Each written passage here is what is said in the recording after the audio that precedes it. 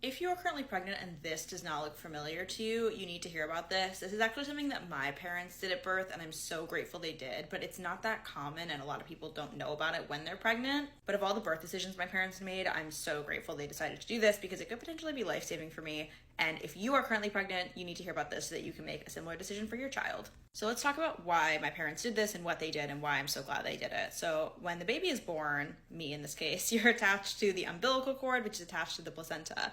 And you actually give birth to the placenta when you give birth, as well as your baby. And the placenta and the umbilical cord are super rich with what are called stem cells, which are essentially blank cells that can be used to repair damaged cells. And you may have heard of stem cell treatment, and this is where you can get stem cells, and they can be used to treat things like HIV, cancer, neurological disorders. And so at birth, my parents actually saved my cord blood, and it's currently stored in a lab. But so many parents, instead of saving the umbilical cord and placenta and getting it sent to a lab where it can be processed for stem cells, and then those stem cells can be frozen, they just throw out the placenta, the umbilical cord, the cord blood at birth because they don't realize how valuable this can be. So for example, in my case, if I ever had a disease where I needed stem cell treatment, I would be able to use my own stem cells from my own cord blood, which is currently stored in a lab. Because if I did need stem cell treatment and I didn't have my own cord blood stored with stem cells, I would have to find a match or a donor, because finding a match is somewhat based on HLA markers, which often means you have to have the same ethnic background. So